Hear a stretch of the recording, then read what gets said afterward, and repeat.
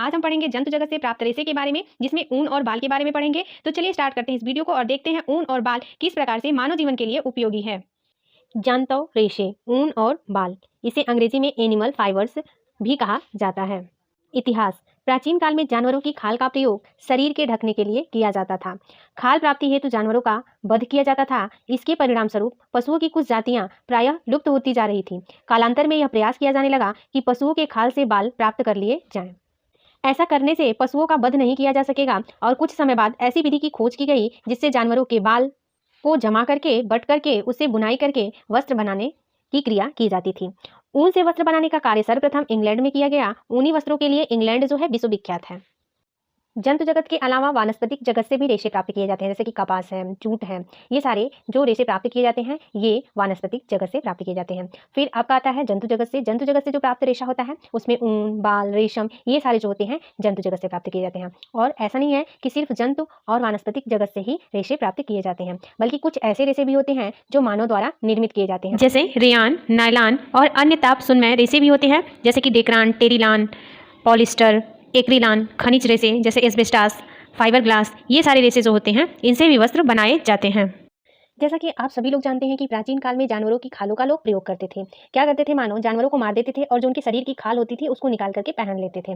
परंतु जानवरों को मार देना और इस प्रकार से उनकी जो प्रजातियां हो जाती थी वो विलुप्त हो जाती थी, वो प्रायः लुप्त हो जाती थी। तो ऐसा सोचा गया, ऐसा प्रयास किया गया कि पशुओं को न मारा जाए। अगर पशु मारे जाएंगे तो जाहिर सी बात है कि उनकी जो प्रजाति होगी, उनकी जो जातियां होंगी वो समाप्त हो जाएंगी। इसलिए पशुओं के खाल से जो बाल प्राप्त किए जाते थे और जो मतलब पशुओं को मारा जाता था उस पर रोक लगाने के लिए सिर्फ ऐसा प्रयास किया गया कि सिर्फ और सिर्फ उनके बालों को निकाला जाए और बाल को निकाल करके उनसे ऊनी वस्त्रों का निर्माण किया जाए। सर्वप्रथम इंग्लैंड में ऊनी वस्त्रों का साक्ष्य मिलता है और ऐतिहासिक साक्ष्यों से यह प्रमाणित हो चुका है कि मेसोपोटामिया जो है ऊनी वस्त्रों का जन्म स्थान माना जाता है। माना जाता है कि मेसोपोटामिया में प्राचीन काल से भेड़ें पाली जाती थी और उनके बालों से वस्त्र बनाए जाते थे। ईसा की पहली शताब्दी में सर्वप्रथम जो मेरिनो जाति की भेड़ होती थी उनको पाला जाता था और उनसे उत्तम कोटि के ऊन की प्राप्ति होती थी। इसे मेरिनो ऊल के नाम से भी जाना जाता था। जैसा कि भारत में भी ऊनी वस्त्रों का प्रयोग प्राचीन काल से ही होता आ रहा है। कश्मीर से जो निर्मित है जिसका नाम है पश्मीना शाल, पश्मीना शाल का उल्लेख महाभारत में भी मिलता है। ऐसा माना जाता है कि ये शाल जो होती थी अत्यधिक गर्म होती थी, परंतु ये बहुत ही हल्की होती थी। और सिर्फ यह प्राचीन काल में ही नहीं बल्कि मुगल काल में भी इस शाल का उल्लेख मिलता है। जैसे कि जो बादशाह होते थे उनको उपहार स्वरूप जब कोई आ जाता था, नया व्यक्ति या नया कोई बादशाह आता था तो उसे उपहार स्वरूप भेंट किया जाता था। ब्रिटिश शासनकाल में इस कला का जो है ह्रास हुआ, क्योंकि जो अंग्रेज थे वो इस कला को प्रोत्साहित ही नहीं किए। और जाहिर सी बात है जब किसी कला को प्रोत्साहित ही नहीं किया गया, जाहिर सी बात है जब किसी कला को आप प्रोत्साहित नहीं करोगे तो वह कला चलेगी ही नहीं। और एक समय ऐसा आया कि यह जो कला थी वह बंद हो गई। फिर उसके बाद जब भारत स्वतंत्र हुआ तो इस कला को काफ़ी प्रोत्साहित किया गया और उसका रिजल्ट यह आया कि जो कश्मीर से वस्त्र निर्मित किए जाते थे जिसका नाम है पश्मीना, सहतूरन, नमदा, गामा, गर्म चादरी आदि कश्मीर के अलावा विश्व में भी विख्यात हो गई और वो जगह जगह फैलने लगी। आजकल तो ऊन का उत्पादन ब्रिटेन, संयुक्त राज्य अमेरिका, न्यूजीलैंड, दक्षिणी अफ्रीका, ऑस्ट्रेलिया, भारत में पर्याप्त मात्रा में किया जाता है। परंतु ऊन में कुछ ऐसे विशेष गुण होते हैं जो मनुष्य द्वारा बनाए गए रेशों में नहीं होते हैं।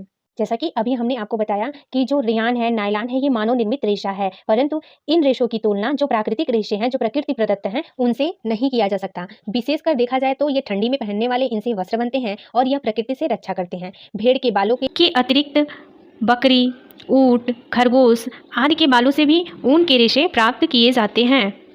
ऊन के बारे में देखा जाए तो आप लोगों को पता चल चुका है कि ऊन जो होते हैं वो कहाँ से प्राप्त किए जाते हैं। भेड़, बकरी, खरगोश, इन सारे जानवरों से ऊन प्राप्त किए जाते हैं और इन ऊनों का जो प्रयोग किया जाता है उनका वस्त्र निर्माण के लिए प्रयोग किया जाता है, जैसे कि शाल, कंबल, स्वेटर, मोजे, टोपी आदि बनाने के लिए प्रयोग में लाई जाती है। तो चलिए देखेंगे ऊन प्राप्ति के साधन के बारे में।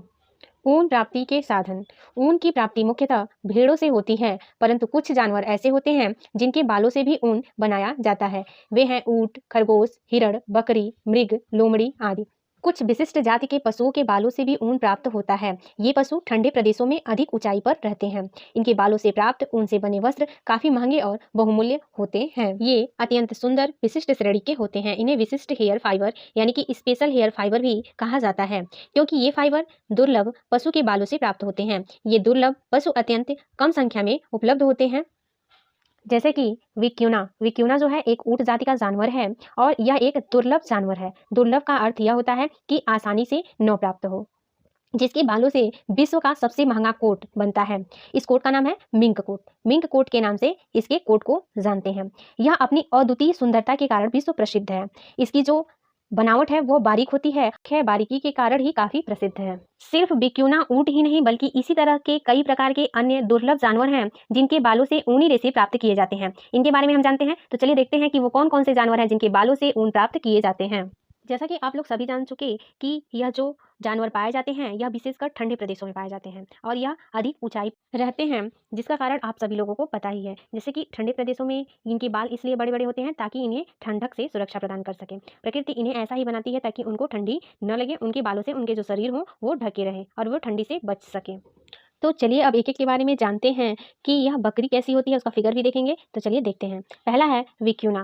विक्यूना जो है ऊंट जाति का एक दुर्लभ जानवर है। इसके बाल अत्यंत सूक्ष्म, कोमल, फिसलने वाले, चमकदार एवं बारीक होते हैं। इनका रंग क्रीम, हल्का भूरा अथवा भूरा होता है। इनके बालों से विश्व का सबसे महंगा कोट मिंक बनता है, जिसे मिंक कोट के नाम से जानते हैं। जो ये कोट होता है कुछ ही लोगों के पास उपलब्ध रहता है। यह पेरू प्रदेश व दक्षिणी अमेरिका में पाया जाता है।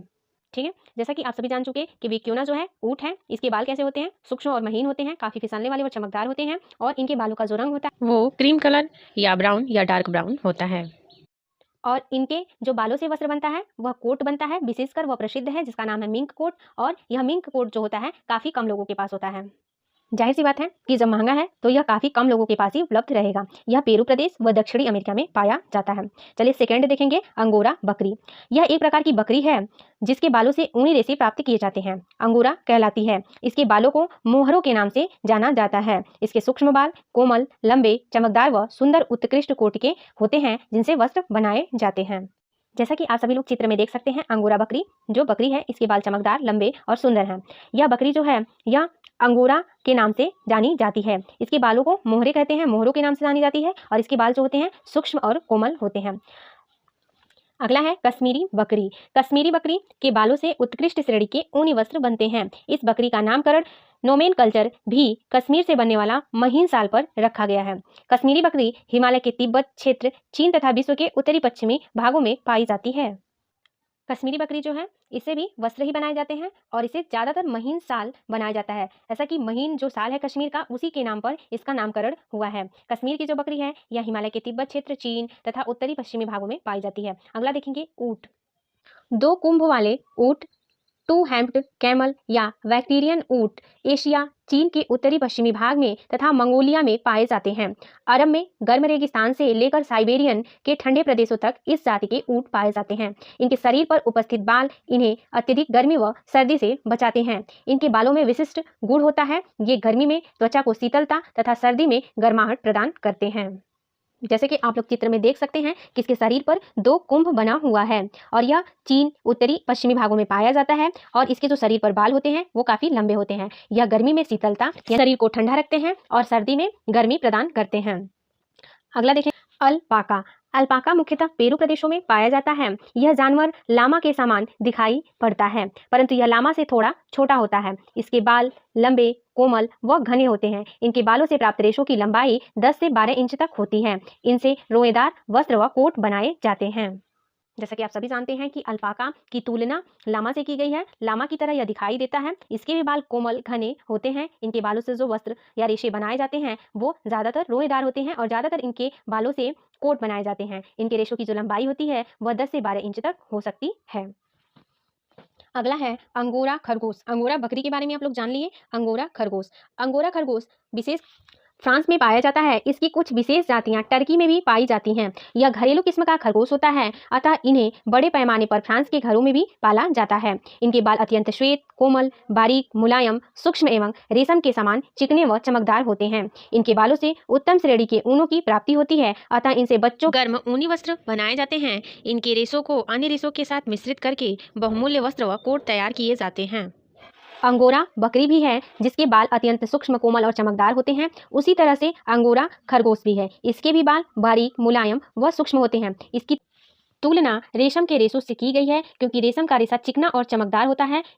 ठीक वैसा ही अंगोरा खरगोश का भी बाल जो होता है चिकना व चमकदार होता है। इनके बालों से अत्यधिक उत्तम श्रेणी के ऊन की प्राप्ति होती है। इनसे बच्चों के लिए, बड़ों के लिए सभी प्रकार के वस्त्र बनाए जाते हैं। अगला है लामा। लामा भी ऊंट जाति का पशु है। इनके बालों में भी दो परतें होती हैं। ऊपरी परत के बाल लंबे और घने, भारी और मोटे होते हैं। नीचे परत के जो बाल होते हैं वो बहुमूल्य, मुलायम, कोमल और बारीक रेशों से प्राप्त होते हैं। इनके बालों में रेशम के समान चमक पाई जाती है। यह जो ऊंट होते हैं वो दक्षिण अमेरिका में पाए जाते हैं। यह जानवर बालों के साथ साथ सामान ढोने के लिए भी प्रसिद्ध हैं। लामा ऊंट जो है इनके शरीर पर दो परतें पाई जाती हैं। एक परत पर छोटे बाल होते हैं और दूसरी परत पर घने और लंबे बाल होते हैं। इन बालों की तुलना रेशम से की गई है क्योंकि रेशम चमकदार होते हैं और इनके रेशे काफी लंबे होते हैं। इनके बाल जो होते हैं रेशम के समान होते हैं और यह घरेलू कार्यों को भी करते हैं, यानी कि घरेलू जो सामान होते हैं उनको भी इनके शरीर पर रख करके ढोने का काम किया जाता है। अगर आप